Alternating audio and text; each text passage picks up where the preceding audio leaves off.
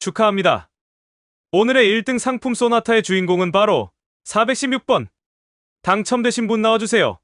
여러분 박수 좀 쳐주세요. 생생한 그 목소리가 난 아직도 잊혀지지가 않아.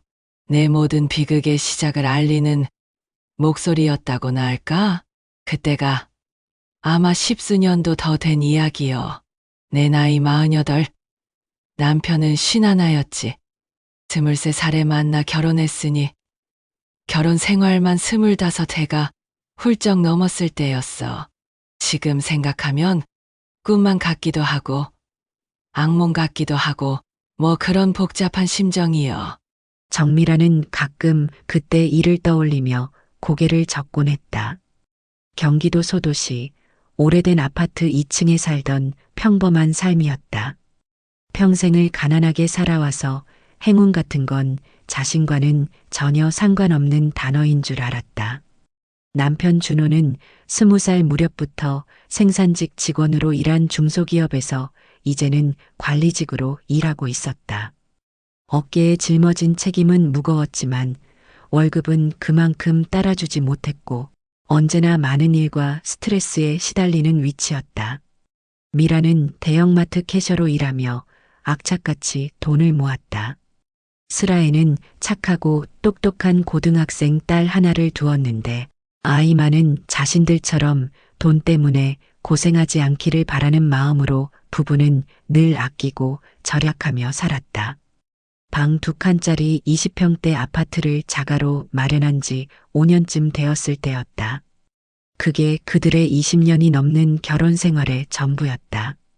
그날은 시어머니 칠순 선물을 사러 오래간만에 백화점에 간 날이었다.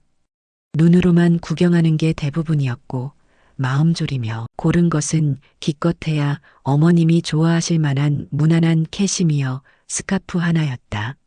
그날 백화점 1층 로비에서 경품 추첨 행사를 하는 게 아니겠어? 남편이 옆에서 구경하자고 해서 서 있었지.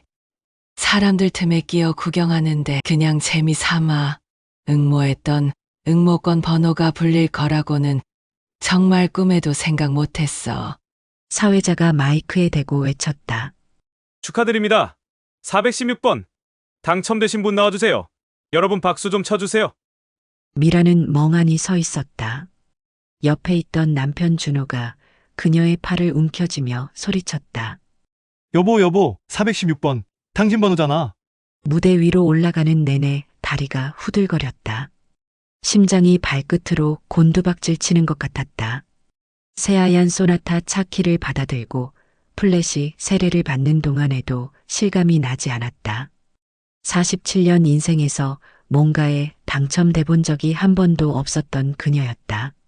차키를 받아들고 내려왔는데 세세공과금이 22%라는 말에 정신이 번쩍 들더라고. 우리 형편에 그 돈을 낼 길이 막막했지. 결국 백화점 측과 상의해서 차를 받자마자 중고차로 팔기로 했고 세세공과금은 판매 대금에서 먼저 제하는 방식으로 처리했어. 그날 밤 거실에서 남편과 마주 앉았다. 그녀의 가슴 한편에는 왠지 모를 불안감이 스멀스멀 피어올랐다. 너무 큰 행운이 오히려 두려웠다. 그러나 준호는 이미 상상의 나래를 펼치고 있었다. 어디서 구했는지 여행사 안내 책자 몇 권을 펼쳐놓고 들뜬 표정으로 이것저것 짚어댔다. 여보, 이 돈으로 우리 엄마 칠순잔치를 호텔에서 근사하게 해드리자. 그리고 온 가족 동남아시아라도 여행 한번 갔다 오자. 미라는 차를 팔고 남은 돈은 고스란히 저축하고 싶었지만 남편의 호들갑에 왠지 모를 위화감을 느꼈다. 평생 검소하게 살아왔던 남편의 들뜬 모습이 낯설게 느껴졌기 때문이었다. 이때부터 미란의 불안감은 점차 커져만 갔다. 그때부터였을까? 뭔가 단단했던 게 조금씩 흔들리기 시작한 게 그런데 1년 뒤에 더 기가 막힌 일이 벌어졌지. 복권에 당첨된 거야. 잠시 좋아요와 구독 누르시면 미란에게 이 돈이 독이 된 기가 막힌 사연을 바로 들려드릴게요. 이 이야기는 사실을 바탕으로 재구성된 것입니다. 차를 팔아서 손에 쥔 돈으로 남편은 결국 작은 여행사 패키지를 끊어서 나랑 딸 지수, 그리고 어머니까지 모시고 동남아를 다녀왔어. 여행 내내 남편은 여태껏 아끼고 살았던 것을 한 푼이라도 하듯 흥청망청 돈을 썼어. 나는 그런 남편의 모습이 왠지 모르게 불안했지. 평생을 검소하게 살던 사람이 갑자기 돈 쓰는 재미에 빠진 것 같아서. 1년이 흘렀을 때였다. 49이 된 미라는 여느 때처럼 대형마트 캐셔 일을 마치고 돌아와 집안 청소를 하고 있었다. 거실 탁자에 쌓인 신문과 영수증을 치우다가 몇 주 전에 퇴근하는 길에 사서 아무렇게나 책갈피에 끼워 넣었던 복권 한 장이 눈에 띄었다. 습관처럼 혹시나 하는 마음에 핸드폰으로 당첨 번호를 맞춰봤다. 순간 눈앞이 하얗게 변했어. 10억 당첨. 그 자리에서 털썩 주저앉았지. 1년 사이에 자가용 경품 당첨에 복권 당첨까지. 정말이지 믿을 수 없는 행운이었어. 남편과 딸 지수가 퇴근하고 돌아왔을 때 미라는 떨리는 목소리로 그 사실을 알렸다. 딸 지수는 입을 틀어막고 믿을 수 없다는 듯 눈만 껌뻑이다가 소리를 지르며 기뻐했고 남편은 미란을 얼싸안고 눈물을 글썽였다. 세 식구가 밤늦도록 작은 아파트 거실에서 서로를 끌어안고 웃었다. 세금 떼고 손에 쥔 돈은 7억 8천만 원. 정말 믿을 수 없는 행운이었다. 미라는 이 돈으로 작은 상가 하나를 사고 나머지는 딸 대학 등록금과 노후 자금으로 쓰고 싶었다. 남편과 자신 모두 계속 일할 생각이었다. 하지만 행복은 길지 않았다. 2주 뒤 남편이 말도 없이 다니던 회사를 퇴직했다는 말을 들었을 때 미라는 그 순간 마트 계산대 앞에 손님도 옆 동료의 말소리도 아무것도 들리지 않았어. 그저 무릎에 힘이 풀려 주저앉을 뻔했지. 집에 돌아온 남편은 한참을 소파에 말없이 앉아있더니 어렵게 입을 떼었다. 사업할 거야. 당신 민수 알지? 내 고등학교 동창. 그 녀석이 지금 잘 나가는 벤처회사 대표야. 민수가 나한테 제안했어. 3억만 투자하면 나도 공동대표로 올려주고 수익도 나눈다는 거야. 어차피 어느 정도 안정화된 사업이라 위험하지도 않아. 우리 동창들 중 제일 잘 나가는 놈이라 믿을만해. 미라는 손사래를 쳤다. 여보, 지금껏 잘 다니던 회사를 왜 그만뒀어요? 당신 평생 공장에서만 일했는데 갑자기 뭘 안다고 사업을 한다는 거예요? 그건 정말 아니야. 미라나, 당신은 몰라. 내가 회사에서 얼마나 개같이 일하는지.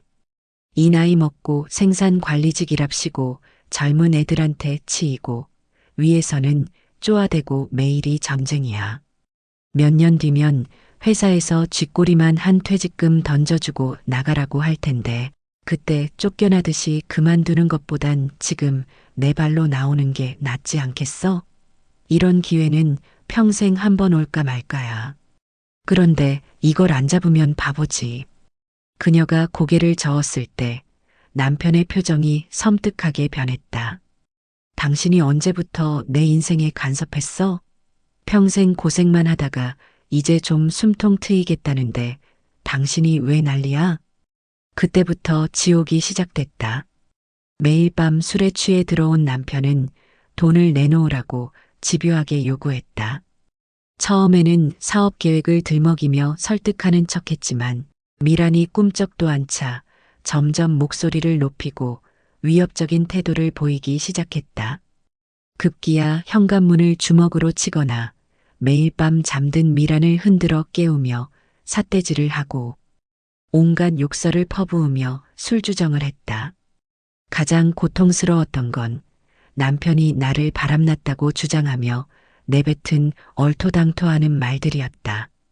그 돈으로 딴 놈이랑 살림이라도 차릴라고 움켜쥐고 안 주는 거야? 라며 억지를 부렸다. 20년이 넘는 세월 동안 누구보다 성실했던 아내에게 던질 수 없는 말이었다. 돈에 눈이 먼 사람은 아무도 말릴 수 없다는 것을 그때 알았다. 그가 원하는 건 오직 돈뿐이었다. 그로부터 한 달 뒤 남편은 이혼을 요구했다. 아내가 돈을 주지 않으니 이혼을 해서라도 복권 당첨금 중 자신의 몫이라고 생각되는 돈을 챙기려 하는 관계였다. 20년을 함께 산 남편이 돈 때문에 나를 버리려 한다는 사실을 깨달았을 때 미라는 자신이 이 사람을 얼마나 몰랐는지 알게 됐다. 그 광기를 마주한 미라는 더 싸울 기력조차 남아있지 않았다. 결국 미라는 허탈하게 주저앉아 이혼을 받아들일 수밖에 없었다. 정말로 이렇게 끝나는구나. 25년이 넘는 세월을 함께한 당신이 돈 때문에 나를 버리는구나. 변호사 사무실은 냉기가 돌았다. 차가운 공기 속에서 남편과 마주 앉아 재산분할 합의서에 사인하는 미란의 손이 떨렸다. 마치 지난 세월이 이 한 장의 종이로 갈라지는 것 같았다. 총 재산은 아파트 시세 1억 5천만 원과 복권 당첨금 잔액 7억 8천만 원이었다. 미라는 더 이상 싸울 기력도 없었다. 남편은 정확히 절반을 요구했고 결국 그 요구대로 재산을 나누기로 합의했다. 남편은 현금 4억 6천만 원을 챙겨서 집을 나갔다. 미라는 살던 아파트와 남은 현금 3억 2천만 원을 가졌다. 남편은 그 돈을 들고 홀가분하게 집을 나갔어. 옷장 문은 닫히지 않은 채 활짝 열려 있었지. 나는 그 앞에 주저앉았어. 남편의 옷이 빠져나간 자리가 마치 도려낸 듯 공허했고 내 마음속도 그 빈 공간처럼 텅 비어버린 기분이었지. 그때 고등학교 3학년이었던 딸 지수가 조용히 옆에 와 앉는 거야. 나는 아무 말도 하지 못하고 그저 딸을 꼭 안아주었지. 그 후 1년 동안 미라는 전처럼 회사에 다녔다. 지수는 대학에 들어갔고 카페 알바를 시작했다. 둘이서도 괜찮았다. 아니, 괜찮다고 애써 스스로를 납득시키려 했다. 하지만 속일 수 없는 죄책감이 미란의 일상을 짓눌렀다. 가슴팍이 돌덩이처럼 눌리는 듯했고 계속 체기가 가시지 않았다. 작년 건강검진에서는 아무 문제가 없었는데 이제는 밥을 한술 뜨는 것조차 고통이었다. 위장이 음식을 거부했고 억지로 넘긴 음식은 뱃속에서 뜨겁고 시큼하게 역류했다. 그렇게 한 달 만에 5kg이 빠졌다. 거울 속 자신의 모습은 뼈만 앙상했다. 고통스러울 때마다 미라는 이 모든 불행이 자신에게 닥친 우연한 행운에서 비롯되었다고 생각했다. 그저 아무 생각 없이 샀던 복권이 당첨되지만 않았어도 남편은 그렇게 달라지지 않았을 것이다. 미라는 자신 때문에 이 모든 불행이 시작됐다고 생각했다. 무엇보다 딸 지수에게 죄를 지은 기분이었다. 이 모든 상황이 결국 복권이라는 뜻밖의 행운이 가져온 벌 같았다. 병원에 간 건 딸 지수의 눈물 어린 부탁 때문이었다. 내시경과 조직 검사를 마치고 며칠 뒤 의사는 하얀 가운을 단정하게 입은 채 검사 결과를 보며 말했다. 안타깝지만 위암입니다. 진행 상태로 보아 3기로 보입니다. 그 순간 미라는 눈앞이 하얗게 변하는 대신 엉뚱하게도 웃음이 터져나왔다. 위암이라니. 마치 롤러코스터라도 탄 기분이었다. 복권에 당첨되어 남편을 잃었는데 이제는 암까지 걸리다니. 이게 무슨 상황인가 싶었다. 기가 막히고 어처구니가 없어서 미라는 눈물 대신 웃음을 터뜨렸다. 수술과 항암 치료는 말 그대로 지옥 같았다. 머리카락은 뭉텅이로 빠졌고 몸무게가 15kg 가까이 줄었다. 거울을 보면 초점 없는 눈을 가진 다른 사람 같았다. 하지만 미라는 포기하지 않았다. 대학교 수업과 카페 알바를 병행하면서도 헌신적으로 자신을 보살피는 딸 지수를 위해서였다. 미라는 지수를 볼 때마다 힘을 냈다. 항암 치료의 고통 속에서도 미라는 버텨내는 것이 딸에게 해줄 수 있는 유일한 일이라고 생각했다. 그렇게 1년이 지났다. 담당 의사가 조심스럽지만 분명하게 상태가 좋아지고 있다고 말했다. 집으로 돌아오는 길 엘리베이터를 빠져나와 통로를 걷는데 누군가 그녀를 불렀다. 돌아보니 준호였다. 한때 잘 나갔던 말쑥한 모습은 온데간데 없고 구겨진 셔츠에 수염이 거뭇하게 자란 몇 년은 늙어 보이는 얼굴이었다. 그는 고개를 들지 못했다. 사업을 함께했던 동창에게 모든 돈을 사기당했고 친구를 찾아 그 돈을 돌려받으려 반년 동안 전국을 헤맸다고 했다.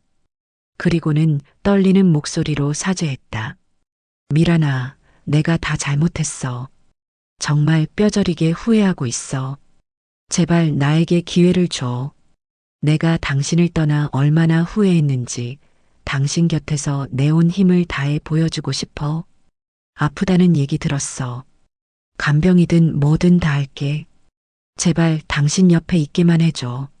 내가 모든 걸 책임질게. 미라는 준호를 향해 생각할 시간을 달라고 했다.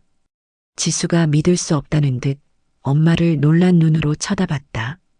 미라는 딸의 눈을 마주보지 못했다. 딸에게는 이미 미안함이 너무 컸다. 한창 예쁘고 하고 싶은 것이 많을 나이에 학교와 알바를 병행하며 자신을 돌보느라 늘 바쁜 딸에게 더 이상 짐이 되는 것이 견딜 수 없었다. 미라는 너무나 지쳐 있었다. 항암으로 깎여나간 몸만큼 마음도 약해져서 당장이라도 누군가에게 기대어 쉬고 싶었다. 미라는 준호의 그 말이 진심이기를 바랐다. 한때는 사랑했던 그를 믿고 싶었다. 자신을 간병하겠다는 그의 말을 지푸라기라도 잡듯 붙잡고 싶었다. 미라는 며칠 뒤 준호에게 연락했다. 돌아와도 좋아. 하지만 혼인신고는 다시 하지 않을 거야. 당신은 내 간병인 역할만 해줘. 딱 그 선까지만. 미라는 결국 법적인 관계를 맺지 않는 조건으로 준호의 간병을 허락했다. 결국 준호는 다시 미란의 집으로 들어왔다. 그리고 놀랍도록 헌신적이었다. 그는 지치지 않고 미란을 병원 통원 치료에 데려다 주었고 시간마다 약을 챙겼으며 미란의 입맛에 맞는 죽과 식사를 정성껏 준비했다. 그의 헌신은 너무 완벽해서 한때 그를 향했던 지독한 미움이 미안함으로 변해갈 정도였다. 몸이 어느 정도 회복되자 미라는 지난 치료 기간 내내 생각했던 작은 꿈을 실행에 옮기기로 했다. 그것은 바로 작은 베이커리 카페를 여는 일이었다. 미라는 딸 지수와 함께 자신들이 사는 동네 상권을 집중적으로 살폈다. 작은 평수의 대단지 아파트가 많아 20, 30대 맞벌이 부부가 주고객층이 될 것이고 승산이 충분하다고 판단했다. 미라는 회복 기간을 이용해 베이킹 학원을 다니며 기술을 익혔다. 특히 미라는 자신이 아팠을 때 속편한 빵을 간절히 먹고 싶었던 경험을 살려 건강하고 소화가 잘 되는 레시피를 개발하는 데 집중했다. 준호도 그녀의 꿈을 지지하듯 적극적으로 나섰다. 적당한 장소를 알아보고 인테리어 업자와 씨름하며 개점 준비를 도맡았다. 6개월 뒤 햇살이 잘 드는 2층 건물 1층에 지순의 베이커리가 문을 열었다. 치료 후 남은 보험금과 복권 당첨금을 합쳐 차린 두 모녀의 새로운 삶이 터전이었다. 가게는 예상보다 훨씬 잘 됐다. 미란의 케이크와 빵은 속이 편안한 맛으로 입소문이 났고 곧 아침부터 줄 서는 단골들이 생겼다. 특히 유럽식 사워도우 브레드는 가게의 주력 상품이었다. 마침 건강빵이 인기를 끌게 되면서 속이 편하고 당뇨나 고혈압이 있어도 걱정 없이 즐길 수 있는 미란의 사워도우는 크게 인기를 끌었다. 그러나 미란의 몸은 아직 완전한 회복을 허락하지 않았다. 며칠 바쁘게 움직이면 급격한 피로와 통증이 찾아왔다. 밀려드는 주문을 미란 혼자 감당하기 어려워지자 전문적으로 빵을 굽는 제빵사 한 명을 추가로 고용했다. 딸 지수는 학업 때문에 가게에 계속 머물 수 없었고 결국 준호가 당분간은 일하며 가게의 자금 관리와 대외적인 운영을 맡았다. 그리고 분주한 오후 카운터 업무를 위해 30대 초반의 알바생 수진이 새로 들어왔다. 수진은 이혼 후 아이 없이 혼자 살고 있었다. 미라는 첫인상에서 수진의 어두운 표정과 묘한 눈웃음이 마음에 걸려 좋지 않은 예감이 들었지만 준호는 수진이 면접을 본 사람들 중 제일 낫다고 적극적으로 주장했다. 카운터는 가게의 얼굴이니 인상이 밝고 외모도 단정하고 예뻐야 한다는 준호의 말에 미라는 뭔가 찜찜했지만 미라는 수진과 이야기를 나누던 중 그녀가 이혼 후 홀로 생활하는 딱한 사정에 처해 있음을 알게 되었다. 마침 미란의 카페는 점점 바빠지면서 유연하게 근무 시간을 조정할 수 있는 직원이 절실하게 필요했는데 수진의 상황과 조건이 이 필요에 정확히 부합했다. 게다가 미라는 수진이 자신과 같은 이혼 경험을 가지고 있다는 사실에 안쓰러운 마음을 느꼈다. 결국 미라는 이 두 가지 이유로 수진을 고용하기로 결정했다. 미라는 주로 새벽 일찍 가게에 나가 제빵사와 함께 당일 판매할 빵들을 만들었다. 빵이 대부분 오전에 완성되었기 때문에 미라는 몸에 무리가 가지 않도록 빵의 품질만 최종적으로 확인하고 오전에 퇴근하는 일이 잦았다. 자연히 주요 영업시간 동안 가게에는 주로 준호와 알바생 수진이 함께 있었다. 처음엔 믿고 싶지 않았다. 아니, 애써 외면했던 걸지도 모른다. 준호에게 알바생 수진이 은근슬쩍 팔이나 어깨를 터치하는 것. 수진의 화장이 시간이 갈수록 가게 분위기에 맞지 않게 대담하고 진해지는 것. 퇴근 시간이 훨씬 지나서도 할 일이 남았다며 남편이 가게에 남아있는 날이 잦아지는 것. 미라는 그저 준호가 일에 몰두하는 것이라고 합리화했다. 두 사람이 눈빛으로 뭔가를 주고받는 것 같았을 때도 미라는 속으로 외쳤다. 딸 같은 아이를 설마. 그녀는 필사적으로 의심을 억눌렀다. 어느 날 밤 미라는 딸 지수에게 줄 과일을 사러 슈퍼에 다녀오는 길이었다. 이미 문을 닫았을 시간이지만 자신이 운영하는 가게 지수네. 베이커리 1층 안쪽에서 희미하게 불빛이 새어나왔고 나지막이 음악이 흘러나왔다. 준호는 동창회에 간다고 했었기에 가게에 불이 켜져 있는 게 이상했다. 미라는 이상한 예감에 문을 열고 들어갔다. 카운터 뒤쪽에 창고 겸 작은 사무실로 쓰는 공간이 있었는데 그 문이 반쯤 열려 있었다.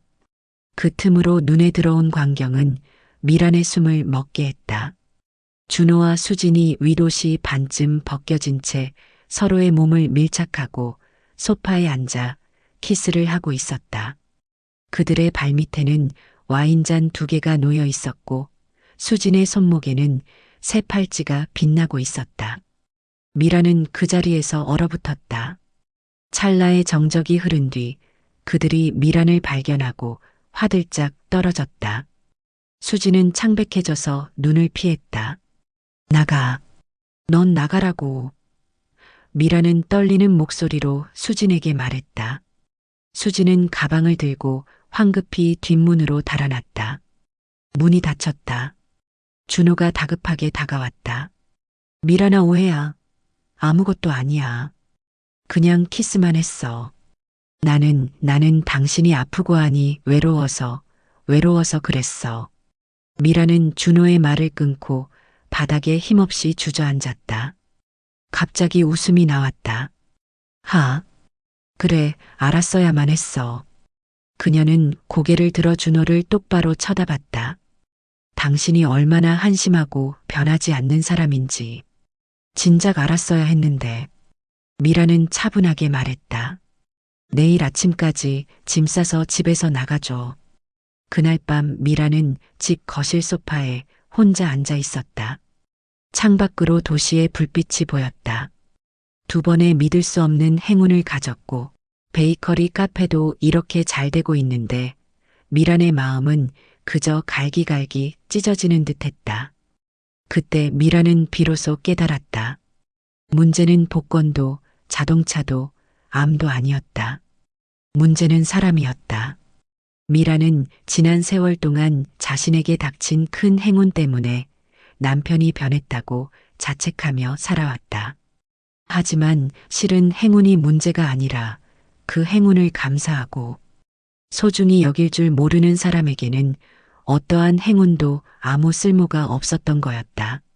미라는 아팠다는 이유로 딸에게 짐이 되기 싫다는 핑계로 변하지 않을 남편에게 다시 의존하려 했던 자신의 나약함을 후회했다. 이제야 모든 것이 선명했다. 행운보다 더 중요한 건 바로 자기 자신이었다. 휴대폰을 꺼내 딸 지수에게 전화했다.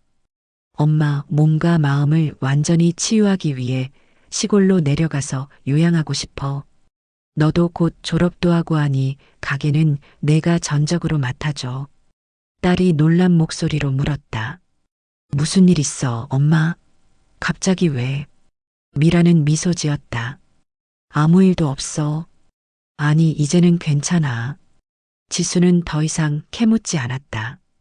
아마도 지수는 이미 아버지의 달라진 눈빛과 잦은 외출을 어렴풋이 짐작하고 있었으리라. 엄마가 이 상황을 겪으며 또다시 충격을 받을까봐 차마 말하지 못하고 홀로 사겨왔을 딸의 마음을 미라는 읽었다. 그런데 이상하게 남편에 대한 배신감이나 분노보다 처음으로 마음이 편했다. 이제야 비로소 무언가가 선명하게 보이는 느낌이었다. 3개월 뒤 유난히 하늘이 맑고 화창한 가을 어느 날 미라는 경기도 외곽의 한적한 마을에 있었다. 월세로 얻은 단층집 마당에는 작은 흙마당이 있었다. 늦가을의 정취가 남아있는 마당에서 미라는 아침에 일어나 산책하고 흙을 만지며 주변을 정리했다. 자신이 준비한 소박한 밥상을 차려 먹고 햇볕 좋은 곳에 앉아 책을 읽으며 하루를 보냈다. 폴이라는 이름의 작은 말티즈가 그림자처럼 그녀를 따라다녔고 든든한 말동무가 되어주었다. 그녀의 얼굴에 다시 맑은 혈색이 돌기 시작했다. 거울을 보면 예전에 건강했던 자신이 조금씩 돌아오는 것 같았다. 일요일 저녁이면 딸 지수가 찾아왔다. 두 사람은 정갈하게 저녁을 먹고 작은 거실에 앉아 따뜻한 차를 마셨다. 창밖으로는 도시에서는 볼 수 없던 총총한 별들이 보였다. 지수는 지순의 베이커리가 폭발적으로 성장하고 있다는 소식을 전했다. 주말엔 웨이팅이 생기고 2호점 오픈까지 생각하고 있다고 했다. 미라는 딸의 손을 잡으며 조용히 자신의 기쁜 소식을 전했다. 지난주 검사에서 암 재발 징후 없이 깨끗하게 나왔대. 의사 선생님도 이대로 잘 관리하면 3년 뒤 완치도 충분히 가능하다고 했어. 지수의 눈가에 금세 뜨거운 눈물이 맺혔다. 미라는 딸의 손을 꽉 쥐었다. 창밖으로 크고 둥근 보름달이 떠올랐다. 바람소리, 나뭇잎 스치는 소리만이 들려오는 작은 마을의 고요하고 평화로운 밤이었다. 미라는 이제야 비로소 진정한 행운을 얻은 기분이었다. 그로부터 8개월이 더 지났다. 계절은 싱그러운 초여름이었다. 미라는 여전히 시골에 있었다. 작은 흙마당은 이제 꽃과 상추, 고추 등 푸르름이 가득한 작은 정원이 되었다. 미라는 손으로 흙을 만지고 씨앗을 심는 일에 큰 기쁨을 느꼈다. 싱싱하게 자란 상추와 고추를 손으로 뜯어 밥상을 차릴 때 미라는 자신이 하루하루 살아있다는 사실에 진심으로 감사했다. 정기 검진 결과는 계속 좋았고 미라는 담담하게 고개를 끄덕였다. 병원에서 정기 검진을 받고 돌아오는 길 딸 지수에게 전화가 왔다. 지수네 베이커리가 두 번째 지점을 내고 프랜차이즈 사업을 시작할 계획이라는 소식이었다. 미라는 진심으로 축하한다고 말했다. 전화를 끊고 마당에 서서 하늘을 봤다. 구름 한 점 없이 맑았다. 미라는 생각했다. 복권 당첨, 차 당첨, 그리고 암. 남들보다 더 많은 것을 겪은 것 같았다. 다 겪고 나니 정작 중요한 것은 그냥 나 자신이었다. 내가 건강하고 자식이 행복한 것. 미라는 이것 이상 바랄 것이 없었다. 그녀에게 인생은 그저 모든 것을 흘려보내는 과정일 뿐이었다.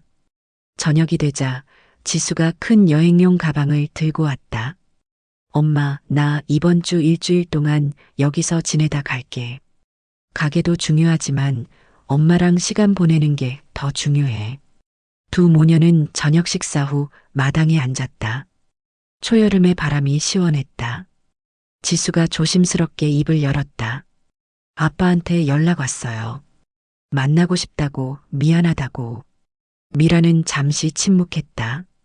그리고 담담하게 말했다. 내가 만나고 싶으면 언제든 만나. 나는 괜찮아. 이미 다 흘러간 일이니까. 지수는 고개를 끄덕였고 더 이상 아무것도 묻지 않았다. 두 사람은 한동안 말없이 앉아 있었다. 하늘에는 별들이 하나둘 떠올랐다. 미라는 눈을 감았다. 처음으로 느껴보는 진짜 평화였다.